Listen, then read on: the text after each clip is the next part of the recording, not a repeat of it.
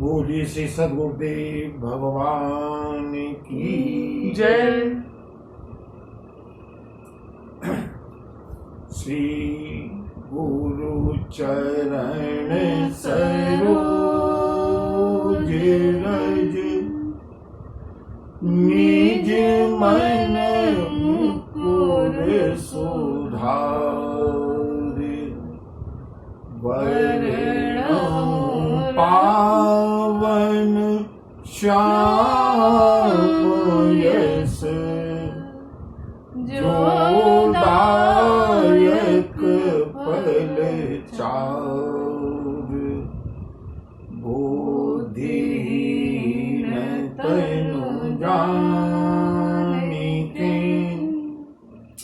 सुमिरहु पवन कुमार बल बुद्धि विद्या देहु मोहि हरहु कलेश विकार।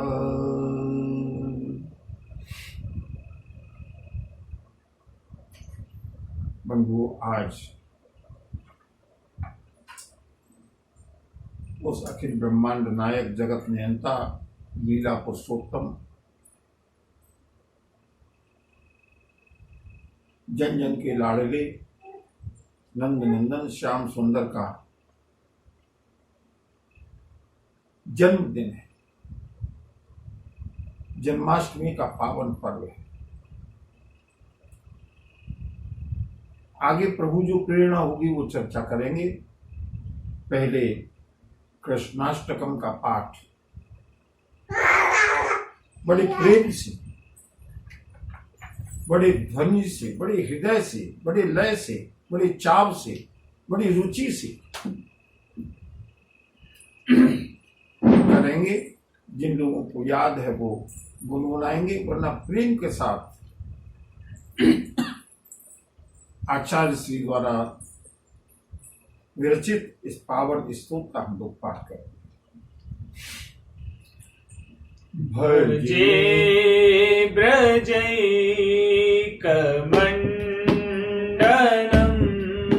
समस्त पापखण्डनं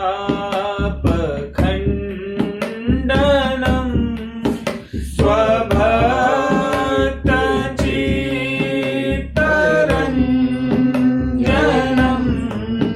सदैव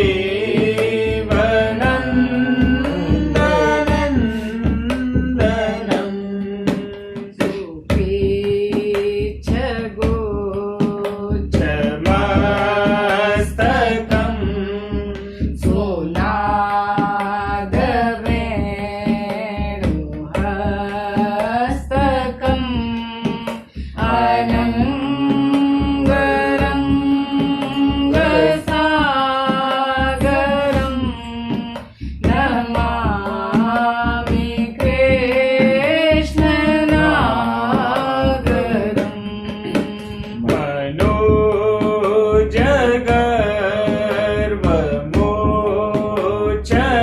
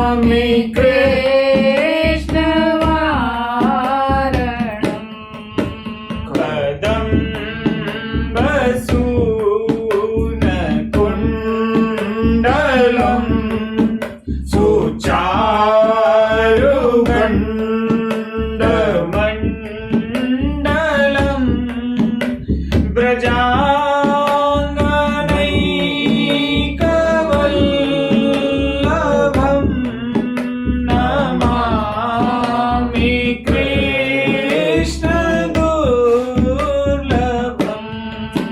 यशोदया समोदया सर्वोपया सनन्दया युतं सुखैकदायकं नमामि गोपनायकम् सदैव पादपङ्कजं मदीयम्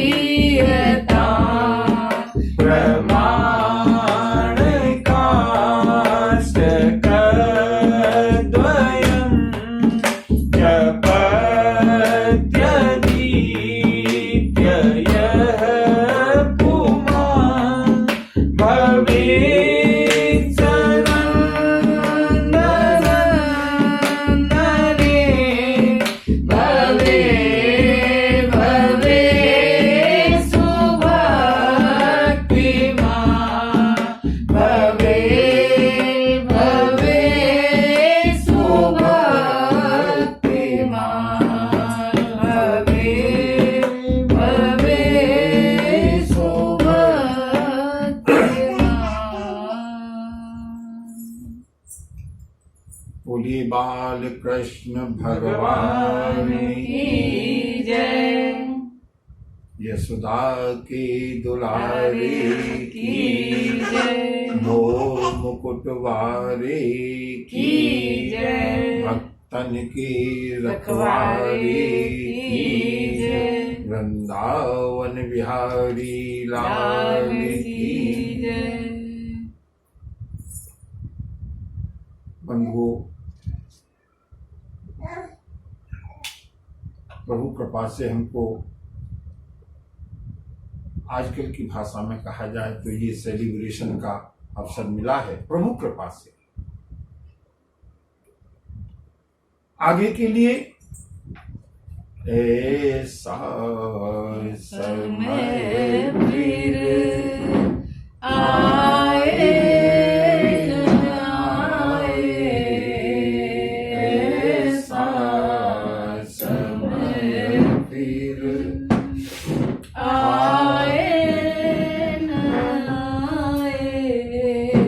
इसलिए सभी लोग प्रेम के साथ 2-4 बार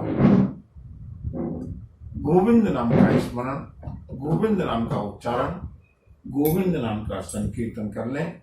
तत्पश्चात प्रभु इच्छा जो भी होगी वो सभी लोगों के साथ हम लोग शेयर करेंगे, सेवा करेंगे। पहले 2-4 बार गोविंद नाम का संकीर्तन।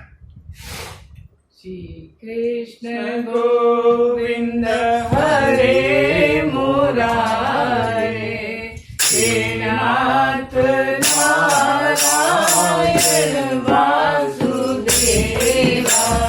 श्री कृष्ण गोविंद हरे मुरारे, हे नाथ नारायण वासुदेवा। हे नाथ नारायण वासुदेवा। हे नाथ नारायण वासुदेवा। हे नाथ नारायण वासुदेवा। हे नाथ नारायण वासुदेवा। श्री कृष्ण गोविंद हरे मुरारे, हे नाथ नारायण वासुदेवा। श्री कृष्ण गोविंद हरे मुरारे, हे नाथ नारायण वासुदेवा। हे नाथ नारायण वासुदेवा। हे नाथ नारायण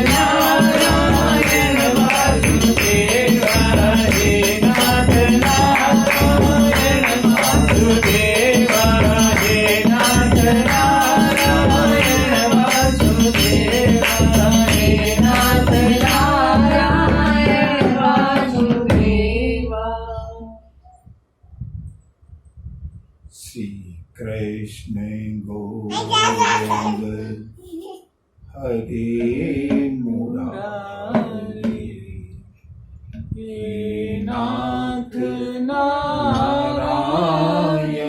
वासुदेव, श्री कृष्ण गोविंद हरे मुरारी, हे नाथ नारायण वासुदेवा।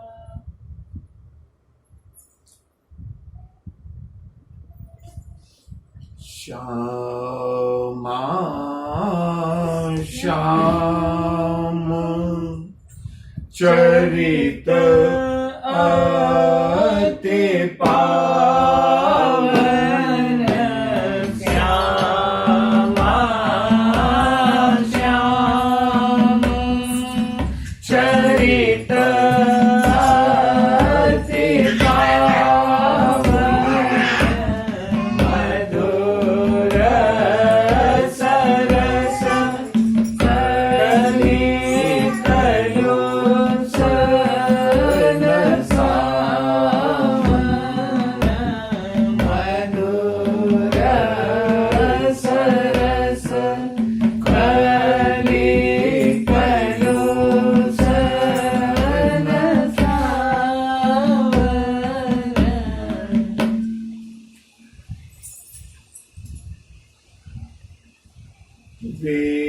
विप्रधेनु सुर संत हित, लीन मनोज अवतार, निज इच्छा निर्मित तन, माया गुण गोपाल।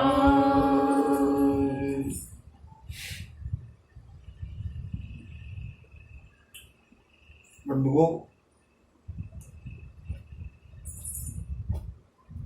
कृष्ण जन्माष्टमी मनाई जाती है, कृष्ण प्राकट्य अष्टमी नहीं मनाई जाती। कृष्ण जन्माष्टमी, कृष्ण का जन्म हुआ, जबकि सही मायने में कृष्ण का जन्म नहीं हुआ।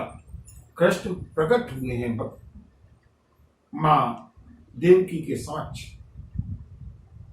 कंस के बंदी गृह में, लेकिन मेरे प्रभु को प्रकट होना अच्छा नहीं लगता। मेरे श्याम को तो जन्म लेना अच्छा लगता है। मेरे श्याम को तो लाला बन करके आना अच्छा लगता है। मेरे श्याम को तो कान्हा बन करके आना अच्छा लगता है। बंधुओं, क्या कृष्ण का विराट व्यक्तित्व है।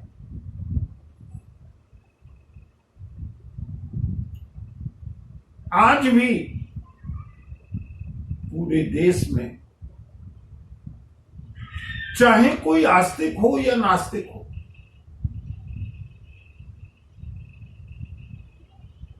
जब भी किसी के यहां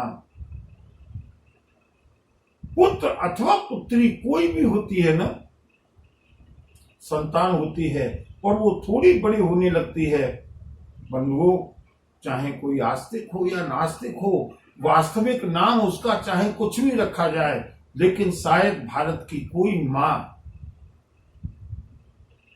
जीवन में बचपन में अपने लाला को, अपनी बेटी को एक बार कान्हा कह करके जरूर बुलाती है। ये मेरे श्याम का विराट सौंदर्य है, विराट स्वरूप। कोई भी हो, ऐसा शायद ही कोई अभागा व्यक्ति होगा जो अपनी संतान को एक बार कान्हा कह करके न पुकारा। ये मेरा श्याम है, जो रोम रोम में समाया है वो राम है, और जो प्रत्येक के मन में समाया है वो श्याम है। उसका नाम मनमोहन है। ब्रजे प्रसिद्धम नवनीत चौरम, व्रजाङ्गनानां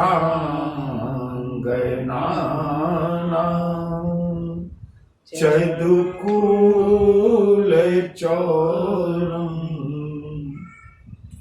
अनेकजन्मा जित पाप चौरम्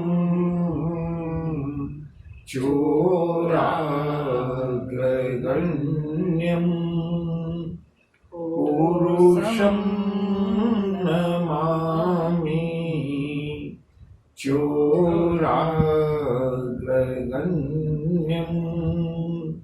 पुरुषं नमामि। मेरे श्याम के अनेक रूप, मेरे कृष्ण के अनेक रूप। बंधु, हमको जन्माष्टमी मनानी है ना, जन्मोत्सव मनाना है। जन्मोत्सव के प्रसंग पर बाद में आएंगे, क्योंकि जन्मोत्सव मनाने के बाद तो फिर कथा का विश्राम होगा, उत्सव का स्वरूप होगा। पहले हम कृष्ण के अन्य विराट व्यक्तित्वों का दर्शन करते हैं।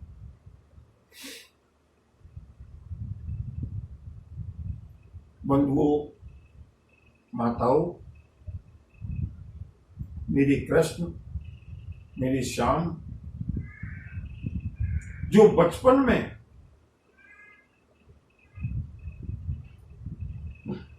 मैया में तो चंद्र खिलौना लई हो, मैया में तो चंद्र खिलौना लई हो। मैया मोरी मैं नहीं माखन खायो, मैया मोरी मैं नहीं माखन खायो। मैया मोरी कबही बढ़ेगी चोटी, मैया मोरी कबही बढ़ेगी चोटी। वो श्याम आगे चल के द्वारिकाधीश बनते हैं। मैया यशोदा ने कभी सोचा भी नहीं होगा कि मेरा लाला एक दिन बड़े होकर के गीता का उपदेश करेगा। क्या विराट व्यक्तित्व है। बचपन में ही श्याम ने तो उपदेश करना प्रारंभ कर दिया।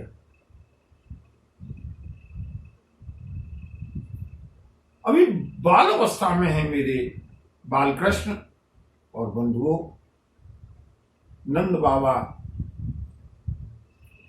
जब इंद्र के पूजन की तैयारी कर रहे हैं, बंधुओं, मैं श्रीमद् भागवत की कथा नहीं सुना रहा हूं, बहुत संक्षेप में हम लोग जन्मोत्सव का आनंद लेंगे, लेकिन मैं बता रहा हूं कृष्ण के उपदेश, कृष्ण की मानसिकता, कृष्ण की फिलॉसफी। मैं कभी कभी कहता हूं कि श्री राम त्रेता युग के थे और श्री कृष्ण द्वापर युग के हैं। श्री कृष्ण को भी 5000 वर्ष हुए हैं। बंधुओं, श्री कृष्ण हमारे जीवन के अधिक निकट। आजकल की परिस्थितियों में किस तरह से मनुष्य को, श्री राम तो मर्यादित हैं, मर्यादा का उल्लंघन नहीं कर सकते, लेकिन श्री कृष्ण कब कौन सी मर्यादा को मानना है, कब किस मर्यादा का उल्लंघन करके अधर्म के ऊपर विजय प्राप्त करनी है, ये कृष्ण की फिलॉसफी है, ये कृष्ण की डॉक्ट्रिन है, ये कृष्ण की सिद्धांत है। बचपन से ही कितने क्रांतिकारी रहे मेरे श्याम। बाबा नंद इंद्र के पूजन की तैयारी करते हुए पूरे ब्रह्मंडल में आज पुए सिक रहे हैं, खीर बन रही है, अनेक प्रकार के व्यंजन बन रहे हैं। और शाम पहुंचते हैं बाबा के पास। बाबा, हाँ बेटा, हाँ लाला। बाबा, आज किसके पूजन की तैयारी है? बाबा नंद ने बताया। बंधु, कथा सबने सुनी है, ऐसा कौन है, ऐसा कौन अभागा है जिसने ये कथाएं नहीं सुनी है? मेरे सामने इंद्र के पूजन को रुकवाया, बाबा गोवर्धन की पूजा कराए। क्यों? इसके पीछे कृष्ण का सिद्धांत क्या है? बाबा कहते हैं, सुनो बेटा, अगर हम इंद्र का पूजन नहीं करेंगे ना, वर्षा नहीं होगी। इंद्र बादलों के राजा हैं। वर्षा नहीं होगी तो अन्न पैदा नहीं होगा, अन्न पैदा नहीं होगा तो हमारे ग्वाल बाल और गाय बछड़े कैसे जिएंगे? इसलिए हम लोग इंद्र की पूजा करते हैं। मेरे श्याम ने कहा, इसका मतलब बाबा आप डर की वजह से इंद्र की पूजा करते हैं, भय के कारण इंद्र की पूजा करते हैं। बाबा नंद शांत हो गए। हाँ बेटा, अगर इंद्र की पूजा नहीं करेंगे ना, हमारा जीवन नहीं चल सकता। इसलिए और बंधु भगवान कृष्ण ने यहां पर एक सिद्धांत दिया, बाबा ये ब्रजवासियों सुनो, पूजा भय के कारण नहीं, पूजा का मूल जहां भय होगा, अगर हम ये काम नहीं करेंगे इसलिए हमको पूजा करनी पड़ेगी, अगर हम ये काम नहीं करेंगे, अगर ये पूजा नहीं करेंगे तो अनिष्ट हो जाएगा। बंधुओं वो पूजा नहीं है, वो तो मजबूरी है। कृष्ण ने कहा, पूजा का हेतु, पूजा का कारण भय नहीं होना चाहिए बाबा, पूजा का कारण तो श्रद्धा होना चाहिए, पूजा का कारण तो लोक कल्याण होना चाहिए। बाबा गोवर्धन से हमारे ब्रजमंडल का पालन पोषण होता है, इसलिए भय छोड़ो, गोवर्धन की पूजा। और बंधुओं क्या अहोभाग्य है ब्रजवासियों का, सारे के सारे ब्रजवासियों को बुलाया है बाबा नंद ने, अपनी कोई मोनोपोली नहीं चलाई। सुनो, मेरा लाला कुछ नई बात बता रहा है, इंद्र का पूजन नहीं करें, बाबा गोवर्धन का पूजन करें। पहले हमारे यहां समाज बहुत दकियानूसी था, बहुत रूढ़वादी था, कैसे किसी परंपरा को छोड़ दें, कहीं कोई अनिष्ट न हो जाए। लेकिन श्याम के साथ आगे सब समर्पित है। पूरे ब्रजमंडल ने एक स्वर से कह दिया, बाबा जो श्याम कहते हैं वही हमको स्वीकार है। ये बंधु मेरे कृष्ण का व्यक्तित्व है। पूजा का कारण भय नहीं, पूजा का कारण श्रद्धा होना चाहिए, पूजा का कारण लोक उपकार होना चाहिए। पूजा किसकी करें? जिससे हम भयभीत हैं। अगर हमने उसकी पूजा नहीं की तो वो हमारा ये अनिष्ट कर देगा। और बंधुओं आज जो पूजा हो रही है ना, इसी तरह की पूजा हो रही है। पूजा उन लोगों की हो रही है जिनसे हमको भय है, और जिनसे भय नहीं है उनकी पूजा नहीं है। और बंधुओं भगवान कृष्ण ने एक मंत्र दिया है कि पूजा उनकी करो जिससे लोक का कल्याण होता है। साधु संतों की पूजा करो, सज्जन पुरुषों की पूजा करो, सज्जन लोगों को माननीय बनाओ, सज्जन लोगों को समाज में स्थान दो। आज समाज के गिरने का कारण प्रत्येक व्यक्ति बंधुओं चाहे एक बार को धन न चाहे, लेकिन सम्मान सभी चाहते हैं। और सब लोग जब देखते हैं कि सम्मान किनको मिलता है, हमारा नया समाज, नई पीढ़ी भी उसी दिशा में जाती है। इसलिए आज सम्मान उन लोगों को मिलना चाहिए जिन्होंने लोक कल्याण की कार्य किए, जिन्होंने समाज सेवा की है। ये कृष्ण का सिद्धांत है।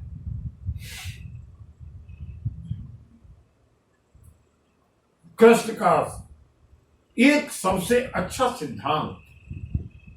बंधुओं भगवान कृष्ण जीवन में कभी नहीं, केवल 2 बार रोए हैं।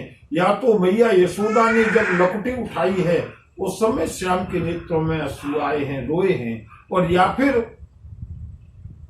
देखे सुदामा की दीन दशा, करुणा करके करुणा निधि रोए, पानी परात को हाथ छुओ नहीं, नैनन के जल सौ पग धोए।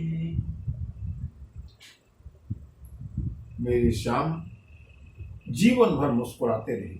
मैं आज भगवान कृष्ण के उन आदर्शों को, उन सूत्रों को बताना चाहता हूं जिससे हमारा जीवन मुस्कुराहट से भरा रहे।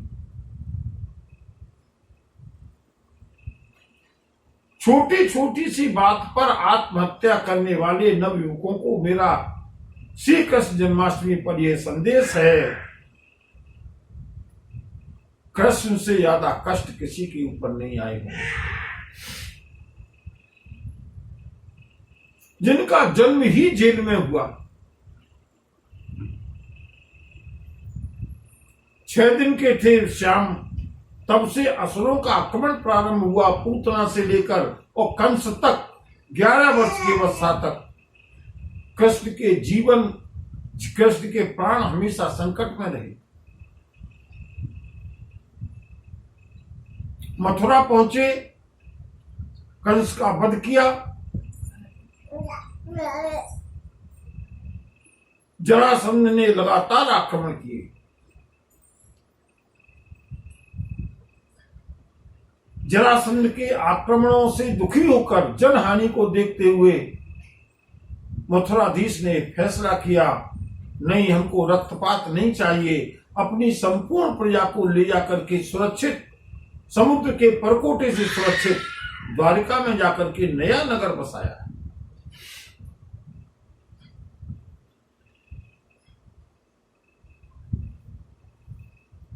महाभारत जैसे युद्ध का संचालन किया, नायक बने हैं, सूत्रधार हैं।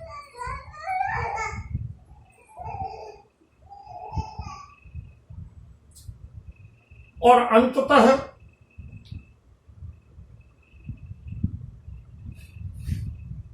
भगवान कृष्ण जिस समय एक व्याध के, एक शिकारी के बाण से परलोक गमन कर रहे हैं, वहां तक श्याम सुंदर कभी रोए नहीं, श्याम के चेहरे पर कभी विषाद आया नहीं।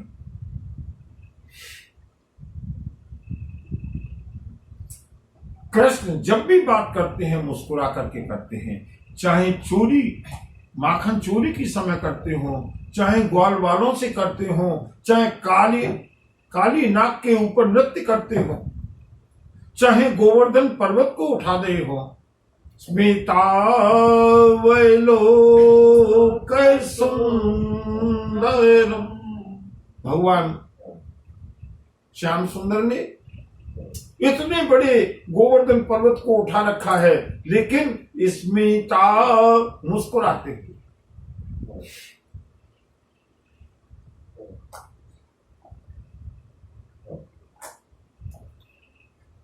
महाभारत का संचालन कराया, संपूर्ण दायित्व कृष्ण के ऊपर है।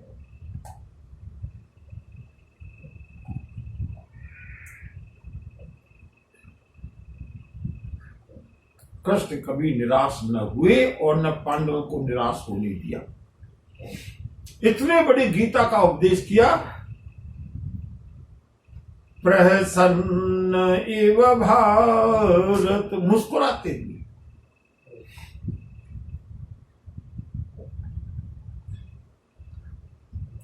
कृष्ण का यह सिद्धांत बंधुओं याद रखिएगा, जीवन में मुस्कुराते रहो, कीप स्माइलिंग। जो जीवन में निराश हुआ वो कृष्ण का उपासक नहीं हो सकता।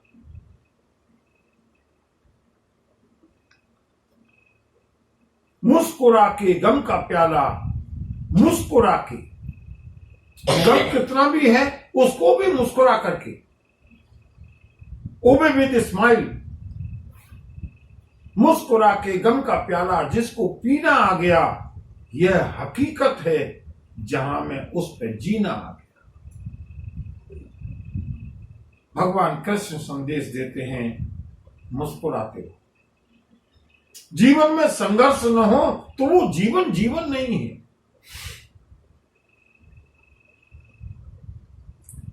भगवान कृष्ण के जीवन का शुभारंभ ही संघर्षों से होता है। कंस ने मेरे श्याम के 6 बड़े भाइयों का संहार किया है बचपन में, शिशुपन में, जन्म लेते ही।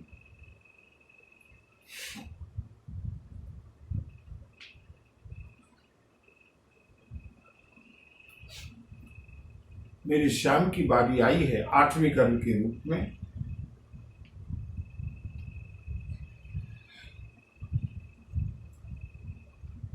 आज का ही पावन दिन कंस घबरा गया। कंस को लगने लगा मेरा काल आ रहा है। पहरेदारों को सतर्क कर दिया, सजग कर दिया, पहरा दुरुस्त कर दिया, पहरा कड़ा कर दिया, पहरा दूना कर दिया। मेरा काल आने वाला है। लेकिन बंधुओं, काल को कभी किसी ने रोका है क्या? हिरण्यकश्यपु ने काल की सारी सीमाएं बंद कर दी।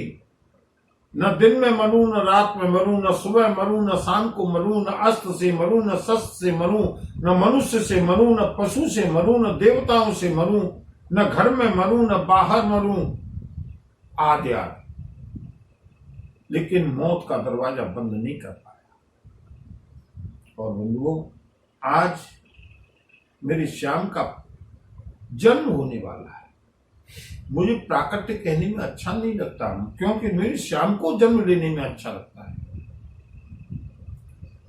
जा दिन ते हरि गर्भ ही आए, चाहे क्राम हो चाहे श्याम हो, अपनी मां को भी गर्भ का आनंद देते।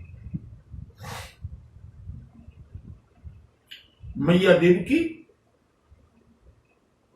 गर्भ के सुख से प्रसन्न है। मैया देव की को भी लगता है कि आज मेरे गर्भ में कुछ कौतूहल है, आज कुछ होने वाला है। और बंधुओं, उस बंदी गृह में अचानक गवाक्षों से प्रकाश आया।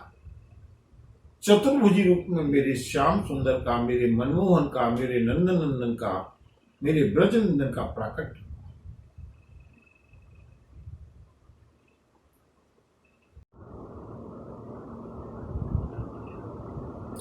मां देवकी ने और पिता वसुदेव ने दर्शन किया। देखते ही देखते वो प्रकाश पुंज चतुर्भुजी रूप में परिवर्तित हुआ। मां, मैं तुम्हारा पुत्र बन करके आया, अष्टम पुत्र के रूप में। अत्यंत प्रसन्नता हुई है मां देवकी और वसुदेव को, लेकिन अचानक शोक में, चिंता में, तनाव में बदल गई। देवकी और वसुदेव मुस्कुराते हुए मेरे प्रभु ने कहा, मां, पुत्र जन्म के अवसर पर विषाद, चिंता, शोक कारण?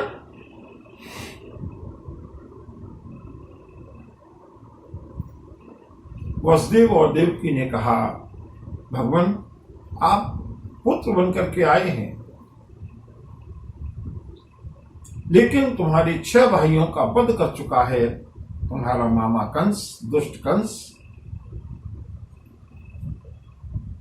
तुम कैसे जीवित बचोगे? कैसे हमको वात्सल्य का आनंद आएगा? कैसे हमको बालरस का आनंद आएगा? हमको तुम्हारे जीवन की चिंता है। मेरे प्रभु ने कहा, चिंता मत करो। इस अवसर पर भी भगवान कृष्ण उपदेश करते हैं, चिंता मत करो, तनाव मत रखो, संघर्ष करो।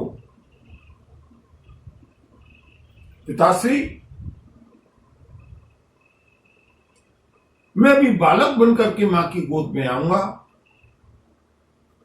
चिंता और तनाव से समस्या का समाधान नहीं होगा। आप मुझको बाबा नंद के यहां गोकुल पहुंचा दीजिएगा। वहां पर एक कन्या का जन्म हुआ है, उसको वापस ले आइएगा।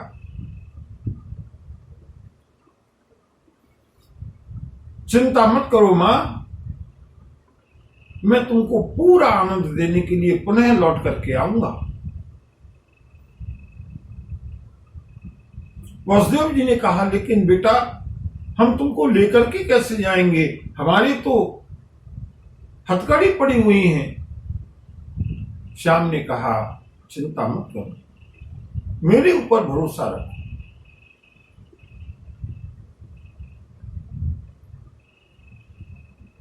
सीम की चापी सकई को तासू, बड़ रखवार रमापति जासु, बड़ रखवार रमापति जासु।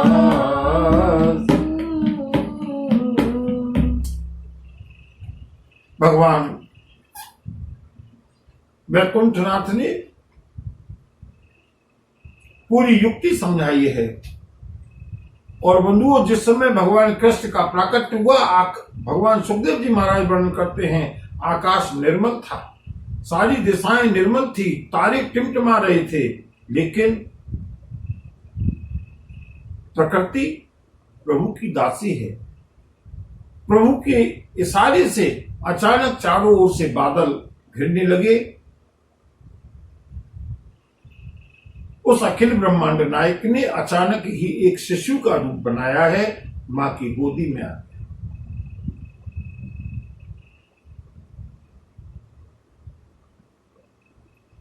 मां देवकी ने लेकर के दुलार किया है।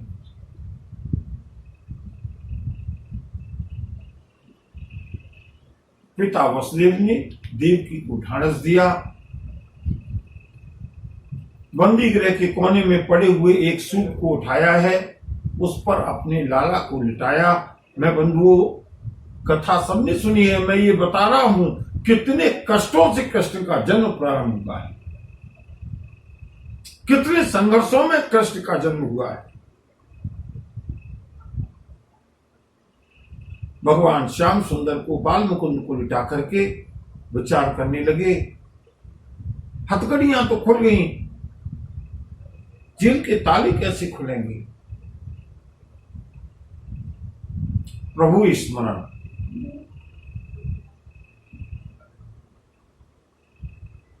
बंधुओं, प्रभु का स्मरण करके हम कार्य करते जाएं, व्यवस्था वो करेंगे।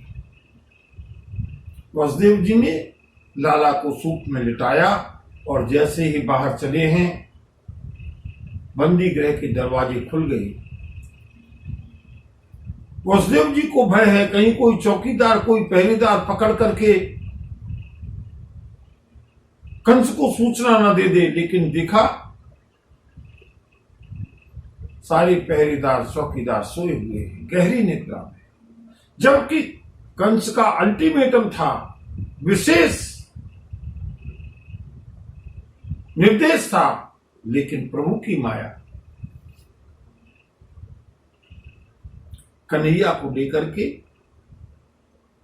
गड़गड़ गड़गड़ गरजते हुए बादलों के बीच में भयंकर बारिश होने लगी, बिजलियां चमकने लगी। यमुना को पार किया है। वसुदेव जी ने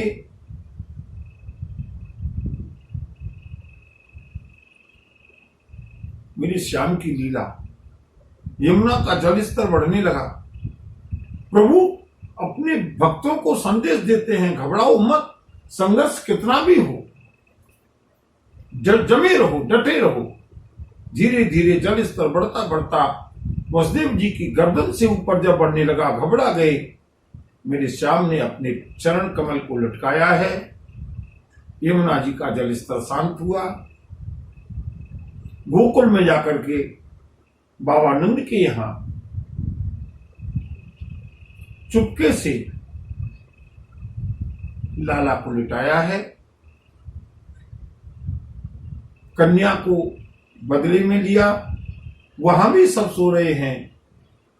वसुदेव जी लौट करके आए हैं बंधुओं मथुरा में, और जैसे ही लाकर के उस लाडली बिटिया को देवकी को सौंपा है, फिर से पहले की तरह दरवाजे बंद हो गए, हथकड़ियां लग गई, पहरेदार जाग गए।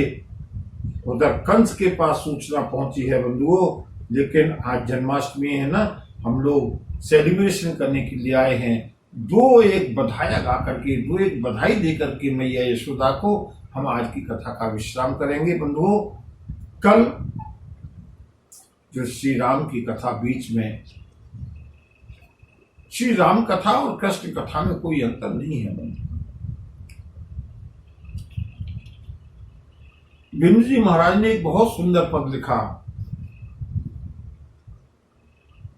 दास रघुनाथ का, दास रघुनाथ का, नंद सुत का, नंद सुत का सखा।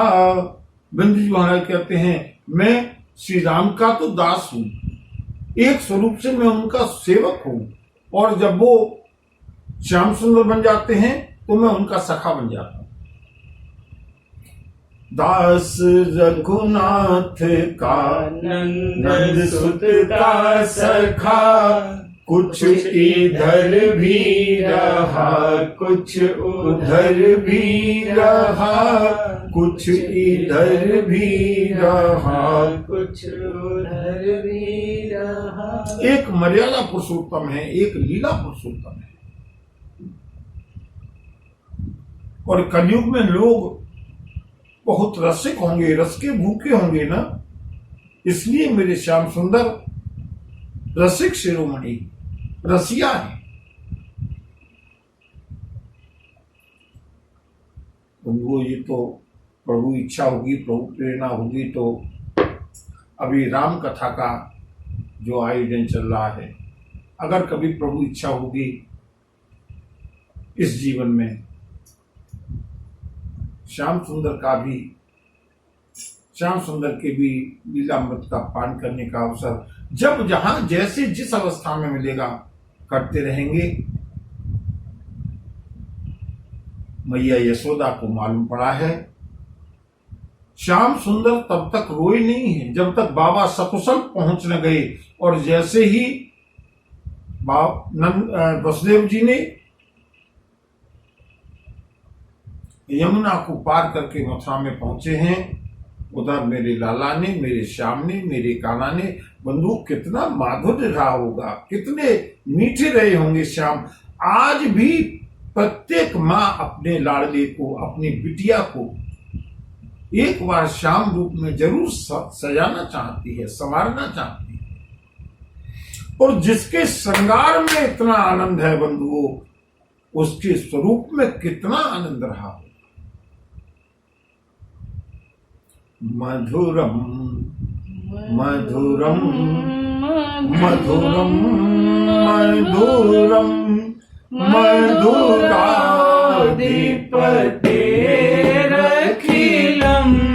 मधुरम मधुरम मधुरम मधुरम मधुरम मधुराधिपतेरखिलम्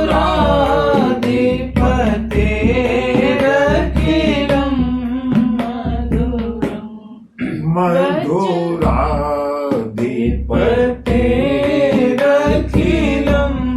मधुरम। मेरे राम तो सीधे हैं। बंधुओं एक बात बताऊं, हमारे यहाँ संस्कृति में ये पूज्य जनों का जन्मदिन मनाने का विधान है। जब जो जन्म लेता है ना, तब तक व्रत रखा जाता है और उसके बाद उसका पारायण किया जाता है। मेरे प्रभु श्री राम तो बहुत सीधे हैं। प्रभु श्री राम का जन्म कब हुआ? मध्य दिवस अति शीतन घाम। मेरे प्रभु श्री राम का मर्यादा के अनुसार मध्याह्न 12 बजे प्राकट्य हुआ, जन्म हुआ। श्री राम का भी जन्म हुआ कहने में अच्छा लगता है, क्योंकि अयोध्या प्राकट्य भूमि नहीं है, श्री राम जन्म भूमि।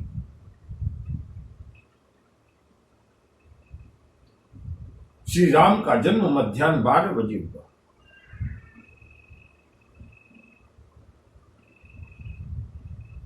क्योंकि दिन के प्रकाश में, दिन की प्रकाश की मर्यादा के अनुसार उनको कार्य करने हैं। और दूसरे, मेरे प्रभु राम बहुत सीधे हैं, लोगों को बहुत अधिक देर तक भूखे न रहना पड़े, व्रत न करना पड़े, इसलिए प्रभु श्री राम मध्याह्न काल में प्रकट हुए हैं, अवतार लिया है, जन्म लिया है। भगवान श्याम सुंदर टेढ़ी सरकार, हर चीज टेढ़ी। मजा आता है भक्तों को रुलाने में। व्रत रखो, कब तक?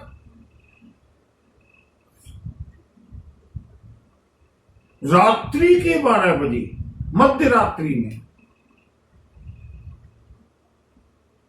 जैसे कारनामे हैं वैसे ही समय का चुनाव किया है श्याम सुंदर ने।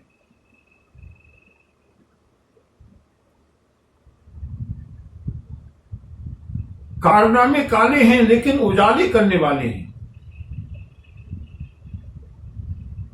अंधेरे में जन्म लिया। बंधुओं, पूरे दिन लोग कैसे भूखे रहेंगे? श्याम ने कहा, चिंता मत करो, मेरे लिए भूखा रहने की आवश्यकता नहीं है। दिन भर व्यंजन बनाओ, पकाओ, खाओ, रात्रि को पारायण करना। और बंधुओं, मेरी राधा जी, जिनका के 8 अब इसी महीने में राधाष्टमी के दिन प्राकट होने वाला है, इतनी करुणामयी है। राधा जी ने 1 घंटे भी भूखा रहने का अवसर नहीं दिया अपने भक्तों को। प्रातः काल 5 बजे ही भगवती राधा का प्राकट्य हुआ। लेकिन मेरे श्याम मध्य रात्रि प्राकट्य हुआ है, जन्म हुआ है, अवतार हुआ है, जो भी कहे अपनी भावना के अनुसार। श्याम ने रोना शुरू किया, लाला ने रोना शुरू किया, कान्हा ने रोना शुरू किया। मैया यशोदा ने सुना, अरे मेरे तो लाला हो गया, मुझे मालूम ही नहीं पड़ा। और श्याम ने जो रोना शुरू किया, मैया रोहिणी दौड़ करके आई हैं। प्रातः काल का समय हो गया, ग्वाल वालों को मालूम पड़ा, गोपियों को मालूम पड़ा, और बंधुओं सब के सब बधाई देने के लिए आए हैं। इसी पावन दिन, इसी पावन मुहूर्त में बंधुओं हम भी मिलकर के 2 बार भगवान श्याम सुंदर का, उस लाडले का, उस बाल मुकुंद का, उस मोर मुकुट वाले का हम लोग बधाई दे दें मैया यशोदा को। मैं अपनी ओर से सभी श्रोताओं को, सभी रसिक श्रोताओं को बार बार बधाई देता हूँ। बोलिए वृंदावन बिहारी लाल की जय, बाल मुकुंद भगवान की जय। जायो यशोदा ने लल्ला, मोहल्ला में हल्ला सो मची गयो। जायो यशोदा ने लल्ला, मोहल्ला में हल्ला सो मची गयो। हल्ला सो मची गयो, हल्ला सो मची गयो, हल्ला सो मची गयो, हल्ला सो मची गयो। जायो यशोदा ने लल्ला, मोहल्ला में हल्ला सो मची गयो। जायो यशोदा ने लल्ला, मोहल्ला में हल्ला सो मची गयो। नंद के आनंद भाई, जय कन्हैया लाल की, नंद के आनंद भाई, जय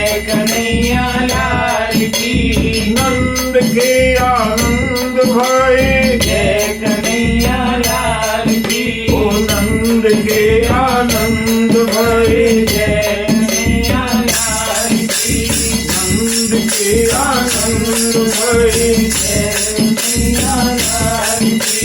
नंद घर आनंद भई नंद घर आनंद भई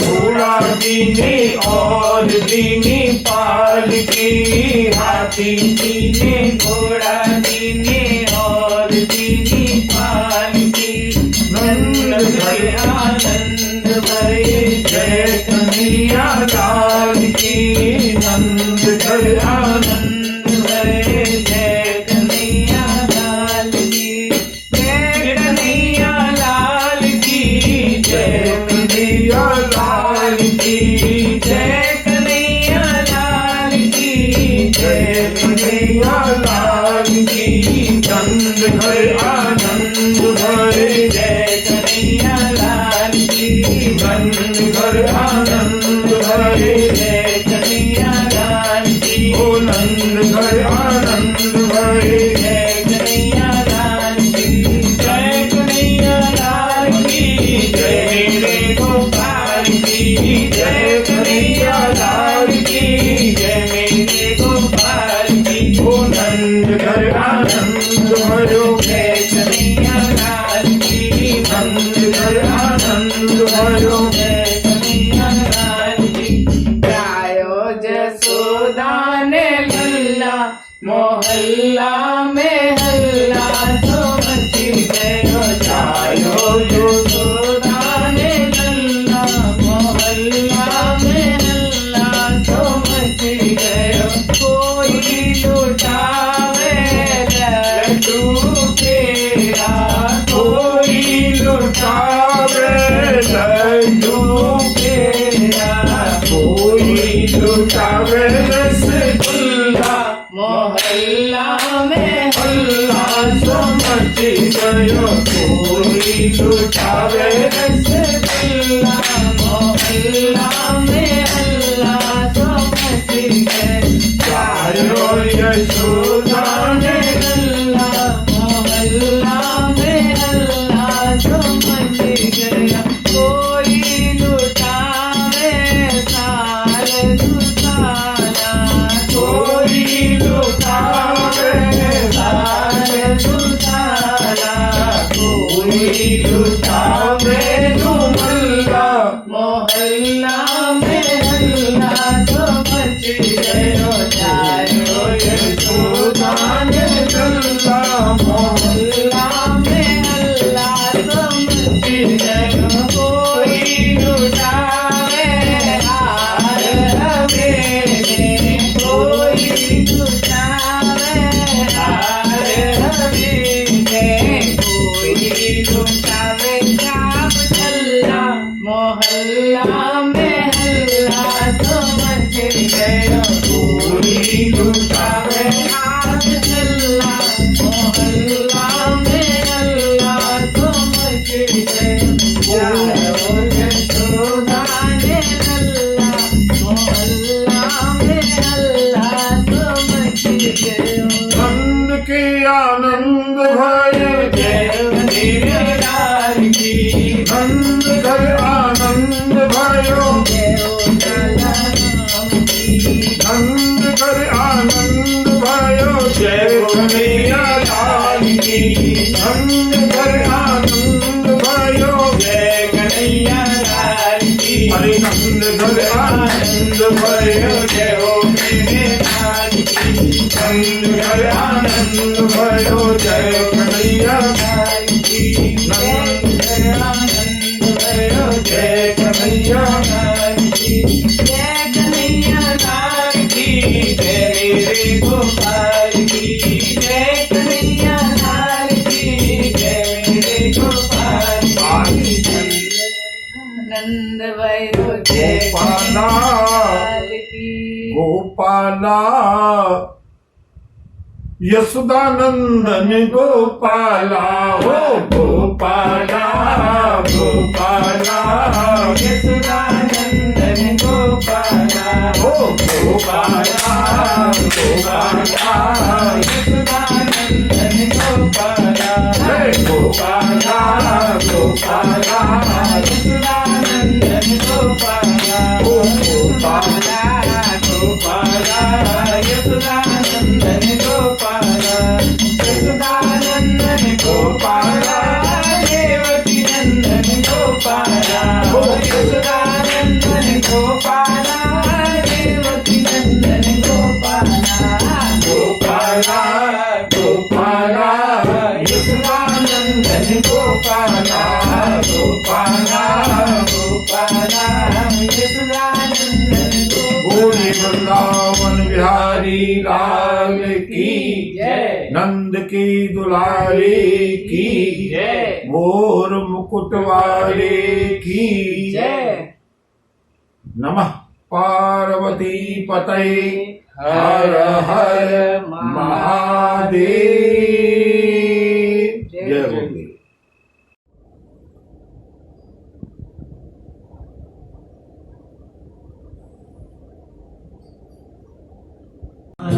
छोटो सो मेरो मन